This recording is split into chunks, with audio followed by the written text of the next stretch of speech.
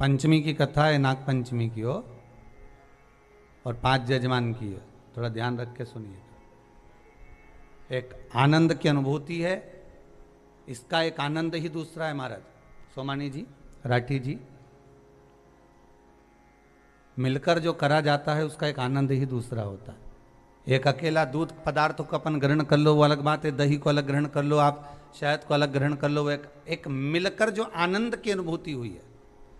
और मैं बहुत बहुत साधुवाद दूंगा, बड़ी प्रसन्नता का विषय है इस चीज के लिए। आज पूरे राष्ट्र को इस बात का एक आनंद रहेगा कि ये एक नई आनंद की अनुभूति लोगों को प्राप्त हुई है, एक नई प्रेरणा लोगों को दी जा रही है और एक आनंद दिया जा रहा है।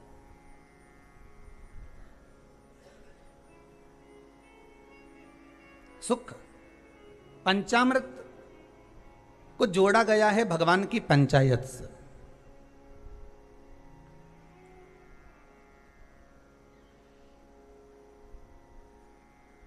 शिव पंचायत में 5 हैं। कौन कौन है? पहले नंबर पर देवाधिदेव महादेव शंकर भगवान, दूसरे नंबर पर श्री गणेश जी महाराज, तीसरे नंबर पर भगवान विष्णु,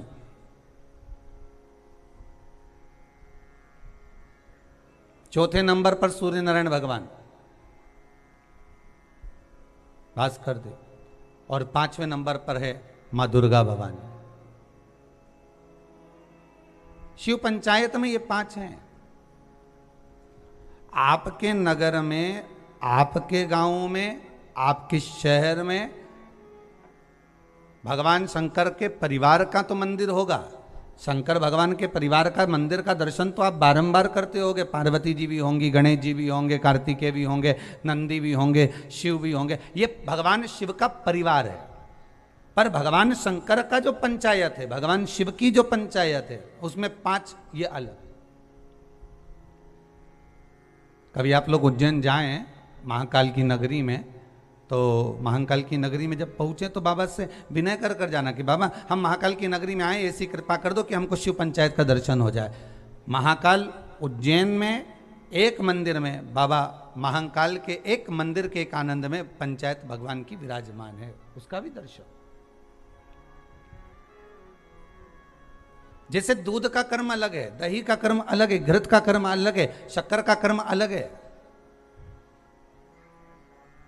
शहद का कर्म अलग है, उसी तरह हमारे देवताओं को भी एक एक अलग अलग क्रम बांटा गया कि आपको ये संभालना है। आप इस इंद्री के देवता हो, आपको मन पर विराजमान होना है, कि आपको नेत्र पर विराजमान होना है, कि आपको कहाँ भुजा पर विराजमान होना है, हस्त कमल पर विराजमान होना है, आपको कर्ण पर विराजमान होना है। जैसे गौ माता का एक फोटो आप लोग बार बार देखते होंगे, जितने लोग आस्था चैनल पर कथा सुन रहे हैं, जितने आप मोबाइल पर सुन रहे हो, फेसबुक यूट्यूब पर कथा सुन रहे हो, आपने गौ माता का एक फोटो देखा होगा, चित्र देखा होगा कि गौ माता के शरीर में कहाँ कहाँ कौन कौन से देवता विराजमान है।